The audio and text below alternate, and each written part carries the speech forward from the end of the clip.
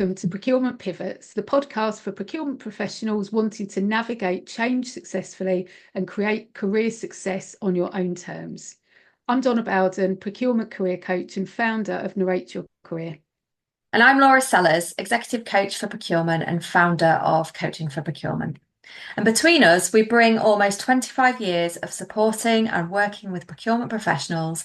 And it's fair to say we've navigated many of our own career pivots along the way. And now we're here to help you do the same. Each episode will share practical strategies, honest conversations, and expert insights to help you confidently tackle the changes and challenges in your procurement career. Let's get started. Hello, everybody, and welcome to a new episode of the Procurement Pivots podcast. I'm delighted to be joined by my wonderful co-host, Donna. Hi. Oh, thank you for that lovely introduction. Hi, everyone. Hi, Laura. How are you? Yeah, really good. Thank you. We are delighted to be bringing another topic to you today, which is around taking ownership of your career development within procurement so that you can accelerate your career growth. So it's a very interesting topic.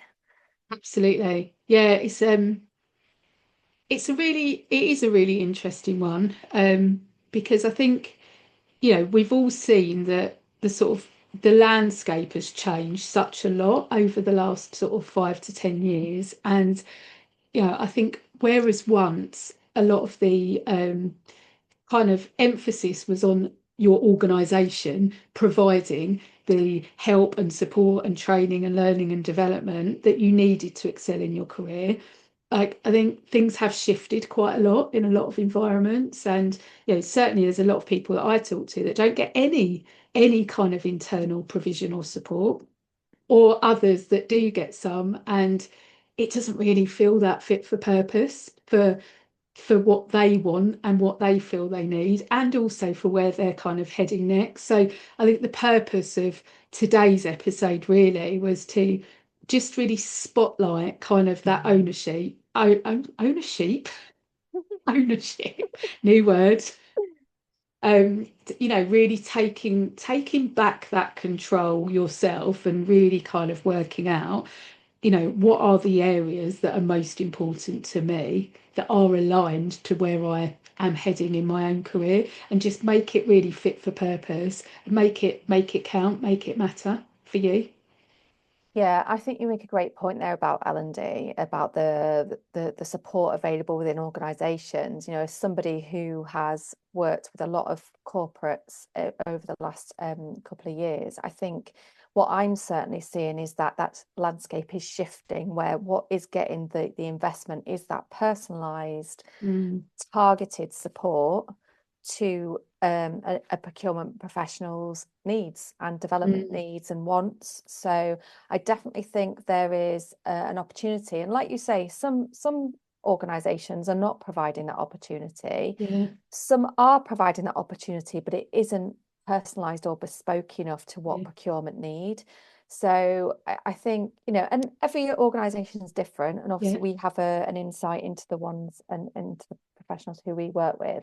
But I certainly think there's opportunity, but also there needs to be an understanding that the more clear you are on what you need to accelerate your career growth, that's where the chances and the opportunities are for getting some support.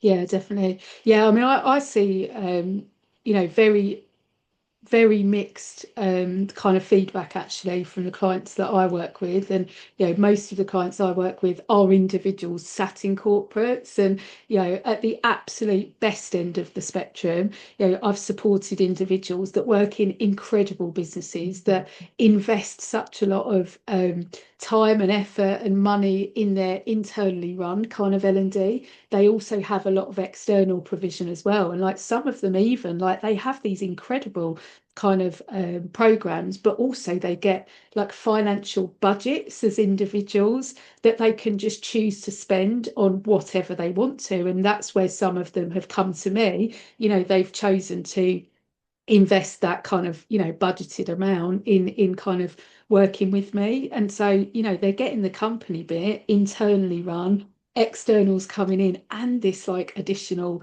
this additional kind of pot of money to spend on what they want. That's like when it's absolutely amazing. And then all the way down to the other end of the spectrum, where some individuals I've spoken to like have had no kind of professional development for years and years and years and years.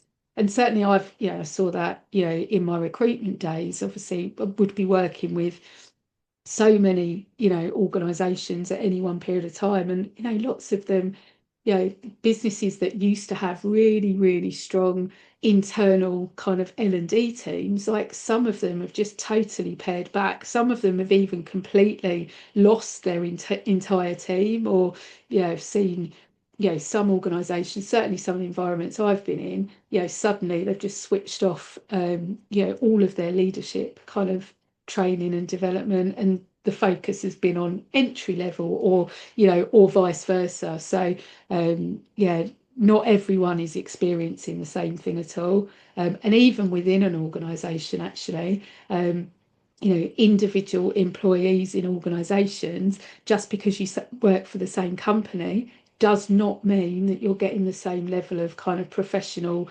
input and development and investment. Actually, I've come across environments where some people are just getting a lot more investment. Yeah, that is a sad reality, isn't it? That I've certainly seen it, and seen it over the years, before I even did this job. So I think, what we're saying here is around with that shift in the L&D landscape that we are seeing and hearing from the people that we know and work with, that clarity on where you want to go and what that looks like for you, there needs to be that dedicated focus time, I guess, to understand what that looks like. And I guess that brings us nicely on to the next part of this, is around that gap analysis, right? Yeah, definitely. I mean, I think, look, there are many individuals, out there that are doing a brilliant job of kind of consistently, developing their own skill set, and are constantly, I suppose, growing professionally as individuals, and looking at kind of what is available to them. And so I think that gap analysis is absolutely key. Just really, I think, if you're sat in a role right now, I think, I would encourage you to really think about the next few years, maybe, and think about, like, what is it you'd love to achieve? Where is it you'd love to get to in your role, in your company? For some of you, it might be an external move, but for a lot of people, there probably is that intention to stay within the organization, maybe within the function. But it's actually kind of looking at, where would you love to get to? What where do you see yourself going? And then kind of understanding, what is the gap analysis? What is the gap between where you are today and where you want to be? What is it that is potentially going to stop you making that next move, or growing, or progressing, or being promoted, or being recognised for a sideways move, or a move out into the business? Like, actually, what could stop that happening? But also, what could facilitate that? What could accelerate that kind of, that journey from A to B? And it's kind of, I think, just really kind of breaking down, where are the potential kind of capability gaps? Like, for some people it might be technical, but actually, I think, what I definitely see a lot of is, often it isn't the technical skills gap, it's the softer skills, it's the leadership skills, it's the influencing, it's the impact, it's the feeling really confident with how you show up, how you communicate, how you build relationships within the business. Often it's kind of, I suppose, some of those softer sides that actually, when you work on the right areas, it can just shift everything. Yeah, I think, again, that's a great point, because I certainly see this in procurement a lot, especially because of the way that the profession is evolving. The remit is expanding. Therefore, it can be very easy to fall into that trap of, I need to learn more about this, more about AI. It was sustainability, now it's AI, now it's all these different initiatives that we want to seize the opportunity to show that procurement is capable and deserves that seat at the table, however we view that. But at the same time, there'll always be something new to learn, right? We are in an age of information. I mean, Yeah, from a coaching perspective, we could always learn a new coaching tool, but it's yeah, around the other parts of this for us. So back to what you were just saying about the softer skills, about the leadership presence, there's definitely an opportunity to look at those side of things that will contribute to enhancing yeah. your presence and your knowledge, your reputation as a procurement leader. Absolutely. Yeah, yeah. And sorry, I was Sorry, just going go to say, no, on. just to say as well, around from learning more, we are in an age of information where you can get any information at your Yeah, fingertips a lot of the yeah, time. So that's not necessarily the barrier, is it? Because the information is there to be found. yeah, yeah, yeah. I think it's yeah, it's not that there is a lack of information available, but I think it's about cutting through and working out what is it that is going to move the dial most for you at this moment in time? What is it you most want and what is it you most need? Because actually, there is an argument for saying, we shouldn't just be saying yes to the all the training and the development and the options that are available, because just saying yes without, kind of having the purpose behind it can mean that you're applying your time, your effort, your emotion sometimes in an area that doesn't matter quite so much. And we are all time short these days. Anyone that's working in procurement right now, or certainly most people working in procurement right now, they're stretched. Yeah, Often you're working in teams where there's not sufficient resource. Like you say, like the remit and the role of procurement has expanded significantly. Like you're being asked to do so much more these days, but without the additional help and support a lot of the time.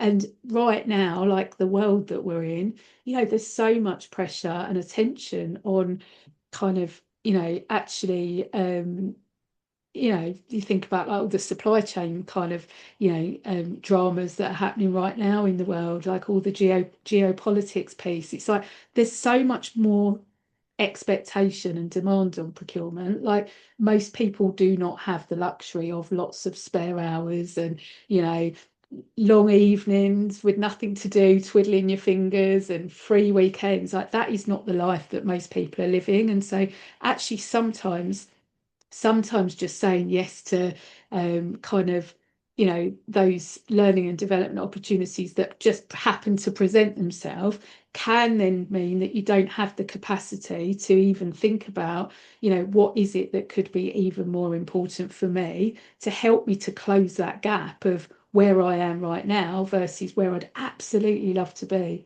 in 12, 18 months, 24 months. um, yeah. so time is precious, and we really, we do need to use our time and our energy really, really smartly, I think. Yeah, really wisely. Yeah, absolutely. I love that because I think that's something we can all come up against, right? There's always more things we could be doing. We are very time poor. There's a lot of Yeah, overwhelm. The way that the world is with our connected world of being remote working, with having yeah, teams popping off all the time, with having these yeah, meetings here and there, it can be really hard to get that focus. And I think another important point of that is around that accountability, which can yeah, also, when you have pinpointed what it is you want to work towards, you've looked at the options available, you've been able to then narrow it down, having support that then brings about that accountability to get it done is also mm, really important, I think, to keep you focused, to keep you motivated and with that yeah. forward momentum.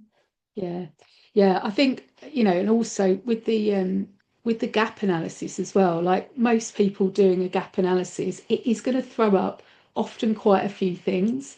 And, this is not about, right, I now need to solve all of these, fill all of these gaps that I've got. It's actually prioritizing and working out, where is it that you're going to focus your attention next, doing it bit by bit, rather than just saying, right, okay, I'm going to work on this and this and this and this. Like, actually, like you probably don't have the time or the energy to do that. So it's kind of using that data on your gap analysis to then, I would say, layer that with some kind of prioritization exercise where you actually work out which of these areas feels most aligned to what I enjoy doing, most aligned with where I want to go next, most aligned with what I think the market is demanding at this next kind of level of move or role that I'm kind of hoping to get to. So it's kind of, trying to then work out, of all of these things that have been thrown up as part of that gap analysis, maybe just pick one to start off with potentially, pick one, and then consider, okay, right, if I want to, for argument's sake, work on my impact, um, what are the options that could be available to me? What are the things, that I could do, invest in, support, help, etc., that's going to enable me to, to actually elevate the impact that I'm having with others.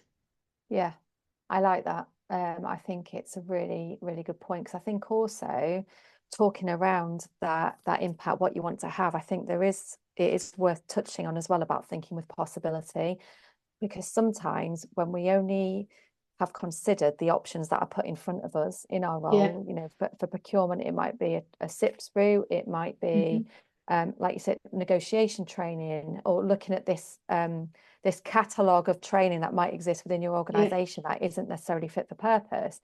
It can be very easy to sort of narrow down in your mind what the choices are, without thinking outside the box, without thinking, well, actually, what could I do if I was to focus on this part of my career development, and then looking for that appropriate support. I think, from a mindset perspective, you need to own that narrative about where you want to go, right? Because, we talk about it a lot, anything's possible.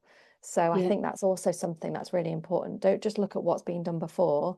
Think about what other support you could bring in to take you to that next level, to that elevating you to the next level. And the majority of people that you look at from the outside that are absolutely like accelerating in their careers, and I've done that, it's not just about that linear journey up to the CPO. It's not about that at all, because career acceleration can be about breadth. It's not, it's not about a job title. But the majority of people that, are accelerating at the pace that they want to. They've not got there by themselves. They've got there with a lot of help. Often they are really well networked. They have invested time, effort in, learning new skills, new approaches, new ways of working, enabling their kind of mindset to be in the right place required for those next moves. And so, I think trying to do it alone can really slow down your pace of acceleration in your career. And like you say, often we just don't know what's possible. And I think also it's like, sometimes, focusing on your professional development, personal development, it can give you access to a different group of people that think differently. Often they might be sat outside of procurement as well. And so I think it can help you to see the art of the possible, because we only know what we know. We only know what we see often that's kind of in front of us. And I think sometimes that kind of just giving yourself access to different minds and different people, it can really open up opportunities that you didn't even know were possibilities. Yeah. And I guess this is where, going back to our conversations previously about networking, which is also really important to sort of understand, what else is possible out there, to understand what your peers are doing, and not just your peers in procurement, right? We mentioned touched on it earlier, the understanding what other people outside of your immediate department are doing, to see what's possible there. I think the great thing about a profession that is evolving like procurement is that I think it brings in lots of opportunity in terms of how you can develop that and how you want to develop it, as taking that department to a new level. I mean, we've heard of other people talk about entrepreneurial procurement. I think there's lots of synergies in terms of treating procurement like your own business, because you are growing a function within an organization. So think about what other skills might you need if you were running your own business. Like if we think about what we do in terms of our own CPD to keep growing and to keep having the impact that we want to have, we look at different things to help us get there, and not just the technical skills of the delivery of the work that we Yeah. do. So yeah, I think there's definitely a lot of opportunity here. And I think the key here is around that once you take ownership of that, you'll be surprised at how that can accelerate Yeah. that career growth that you Yeah. mentioned earlier. And I think just like you just talking about our own journeys, like actually, um, I worked in corporate for like 20 something years, and I worked in environments where a lot of the time there was kind of training and development available. Not all of the time actually, because it got switched on, switched off. But actually, I think, and I don't want to do a disservice to that training because it was actually really, really good. But yeah, I just remember like when people got the email, it's like you're booked on to do this course, and everyone just like groans, and it's like, oh, I've been asked to go and do this. It's going to take me out of the business for the next few days or a week, or I'm too busy. Like often, like the mindset that you go into when it's mandated training is very different to when you've chosen it yourself. And I just think like, definitely I see this with individuals that I support, when they've chosen to focus on something in particular because it matters to them, like they are going to put more time and effort and emotion into it because it matters, like it does matter to them.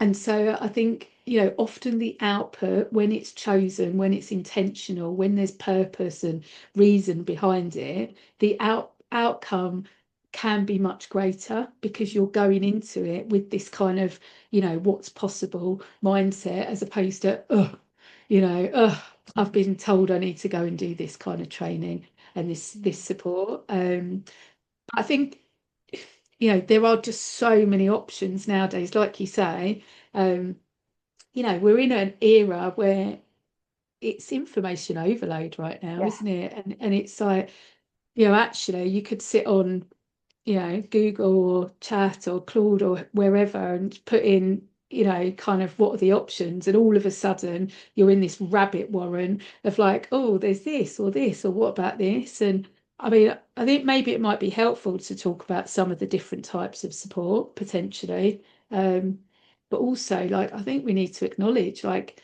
how do we avoid some of that overwhelm as well? Because sometimes even the act of like trying to explore what the options are can just feel such a lot. I've experienced that in my business when I've been looking for help and support. And I've loved the learning journey over the last couple of years. And I've loved that I get to choose. No one is telling me what I Yeah. need to learn. I'm choosing it. Like, and at every point since having the business, I have been doing at least one type of sort of professional development, personal development. And it's, it could be as simple as reading a book. It could be doing a course. It could be working with a mentor or a coach. It could be just talking to other people that, are really good at that thing. Like there's so many different ways to grow these days. But I think it can be really overwhelming when you're exploring the options. And I think, we've talked so many times about the should, what we think we should be doing, and going some of those key episodes that we've talked about, the strengths, knowing your values, these are all Yeah, really important components to be able to select the right option for you. Because like I yeah, say, rather than just following what somebody else across yeah, the hallway has done, so to speak, in the yeah, office, or thinking about, oh, well, they're doing this, maybe I should be doing that too. You've got to be clear. You've got to yeah, be clear on who you are and what you want to get out of your career, because otherwise you can put this, you've gone through the overwhelm, you can put this investment in of your time and your energy and of your own funds maybe, and then you say, oh well, actually that's not got me what I want. So there is that mm, element of, like you say, having the support of a yeah, mentor, a coach, of somebody who understands your world, can be really, really valuable as well. yeah. And I think accountability, like that is something that I really value myself. But it's something that I see with a lot of my clients actually as well. For some people it might just be, okay, I'm just going to watch this course. But for other people, like they love to have that structure in place and that accountability where, yes, I do the course, but I've got a forum for discussing it with other like-minded people, or I've got an environment to discuss it with someone who is going to challenge me, who is going to like elevate my thinking on that topic. So I think it's not just kind of not just working out what is the subject matter that you want to upskill in or improve, but it's like actually how can you set yourself up for success, and hold yourself accountable. You know, what's gonna stretch you, what is going to help you to get the absolute most out of, you know, that chosen thing, whatever that thing may be, you know, whether it is a program or a course or a book, or you know, having kind of, I don't know, conversations with relevant people out in the marketplace, whatever that option is that you're moving forward with. Like, how can you just absolutely kind of, yeah, get the most from it, I guess. Yeah. Yeah, absolutely. And that looks different for everybody. So Totally. it's important to do that reflection Yeah, time for yourself, but to know that there are options out there is a really exciting prospect, because what we want to do is also give give choice back to the people that we work with and the people in our network. Because how often do we move through a year in our career, oh, that just felt completely out of my control because this came and that came. The whole point for me, certainly from a coaching point of view, is around giving choice to people again, to help people feel empowered to make yeah, decisions for their own career. And it starts with this sort of stuff. totally. So, Yeah, yeah. totally. um So we've used the word investment a few times on today's episode. I think that ROI piece is really important, actually. I think, you know, when it comes to your personal professional development, I think like really thinking about kind of, you know, what is the cost versus actually what is the gain, I think is a really useful exercise. And clearly most people listening to this are procurement professionals that are probably talking about ROI really regularly. But I think it's like when it comes to your own choices, like you might be self-funding something, and there might also be an opportunity to get your organisation to fund this. Just because they're not offering it to you does not at all mean that it's not available for the organisation to pay for it, or pay for part of it.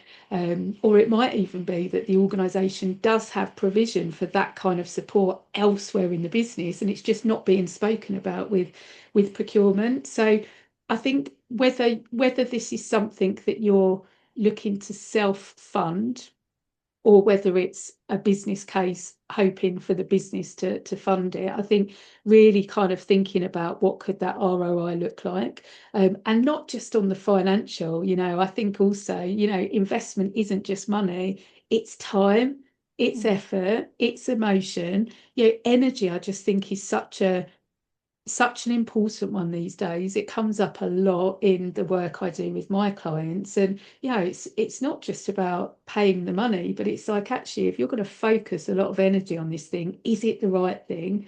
Is what you're going to gain going to justify probably taking attention and energy away from something else and putting it on this one thing? So I think it's like, I think that ROI piece is like, yes, is definitely a key part of this, both, you know, for yourself, but also, you know, if you are exploring whether there is an opportunity for the organisation to fund this for you, presenting it as a business case. Yeah, I think that's a great point. And going back to the energy and the emotion, everything, it also, yeah, it comes up for me a lot of the time as well, in the work. And I think what I would also say is around, if the company was to invest in this sort of development opportunity for their procurement team, think about the knock-on effects of in terms of talent retention in the Yeah, business. Because being able to have access to this sort of support, and I'm not just talking about coaching, just talking about support that you know is going to really move the needle yeah, for an individual, because they've identified it's part of their drive and motivation and career direction. It could also save a lot of money for the organization in terms of recruitment and backfilling. Surely I don't have a stat to hand on that, but I certainly know that a good coaching conversation has been the difference for somebody in between staying in a role and leaving an organization. Totally. So it's also thinking about the wider ripple effects there. Yeah. And I think as well, a lot of people tuning into this, like, the likelihood is that you probably will be having some form of like annual review in the organisations that you're working in. And I think it's just kind of building this into the review process. It's kind of into those conversations about, where are you heading next, or where are you wanting to head next within the organisation, within the role, and actually what help and support could help you to get there. And, sometimes, I've seen people tie this in as part of a salary negotiation. They've also been able to build in development support as part of that kind of uplifted package, that they're kind of negotiating for themselves. So, yeah, I think don't just because it's not being offered to you doesn't mean that it couldn't be available. And actually, we've had a really interesting scenario recently, where actually one of the team members in a procurement function has taken the initiative in the environment that they're in to speak to their directors and say, look, actually, I think as a function we would really benefit for some help and support in these areas. And they've got in touch with us, to see whether we might be able to help. But that wasn't initiated from the HR team or the learning and development team or the CPO or the procurement director. That was initiated from one of their category managers. He's actually said, look, I think we could all benefit, and they've escalated it above. So this isn't just for the leaders, I would say, as well. I think everyone kind of listening to this, no matter what level you're at, I think it's about kind of taking control in those areas that are going to make a difference, and then working out, is this something that I just choose to do for myself, or is this something that I might want to get the company to kind of explore with me. Yeah, great point. I think it's definitely something that is worth a conversation. And again, going back and asking the organisation as well, you would be surprised at if you do create and present a clear business case and ROI, just going back to that point, you'd be surprised at what opens up. I mean, a lot of my work in the last couple of years has been more on the corporate side, and when they've really benefited from really personalised support, it has really helped them within their roles. So yeah, I think definitely lots of opportunity. And I think just again, just it can be quite, as soon as you start kind of researching like what options are there, as we said, it can be quite overwhelming. So lean into people that people that you trust, people that you maybe have seen succeed in those areas where you want to improve, and speak to them. Because actually, this isn't always about doing a course or working with a coach or a mentor. Sometimes it could be reading the right book. Sometimes it could be having a couple of really kind of key conversations with people that are willing to share their journey of how did they become really good. I don't know, impact was the example I used earlier, but if there's someone that you feel around you that you think, do you know what, like they're really good, their impact seems to be like great, like have a conversation with them and kind of understand like what enabled their learning and their growth, and actually what advice would they have. And sometimes people are willing to almost like informally mentor you if they have a strength or a super strength in a particular area, like they want to share that with other people as well. So you never know what could come out of that conversation. I absolutely agree with that, because a lot of people are willing to share what got them there. It's not, they don't come from a lack mindset, they come from this worked for me, hopefully it can help you too. And also, I think it's a really nice compliment to give someone to say, I've noticed that you've got this great impact, like you using your example. So, yeah, it's definitely worth reaching out for a conversation. You'd be surprised. I think whenever I've reached out to anybody on LinkedIn, even if we're just connected but haven't spoken before, I've always had great interaction with them if I've reached out. So yeah, I definitely would recommend that. Yeah.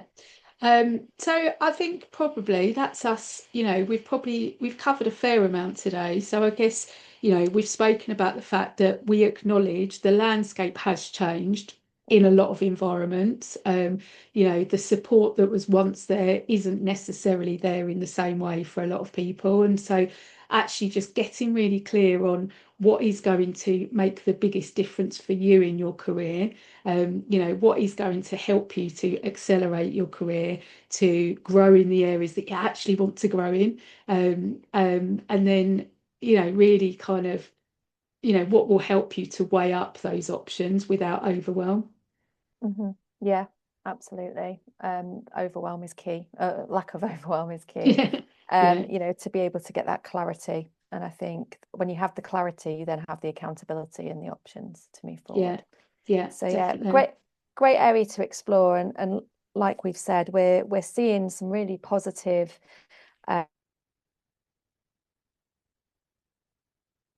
development areas for procurement professionals, and it's definitely worth exploring that, and the key is around taking ownership and then helping you to accelerate your career growth.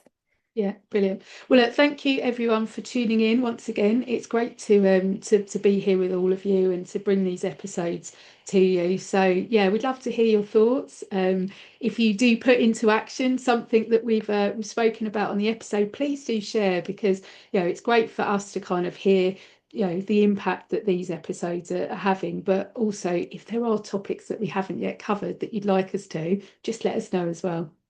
Yeah, always willing to get that feedback. You can also send us a text, I think, via, if you're listening on the podcast, you can send us a text in the description of the episode. So we'll look forward to hearing from you. Yeah, brilliant. Take care, Take everyone. care. See you later. Bye. Bye. Thank you for tuning in to Procurement Pivots. We hope today's episode gave you actionable tips to help you to continue to move forward in your procurement career. If you enjoyed the conversation, follow our episodes, share them with others, and please support us on our social media channels for others that might be interested to tune in.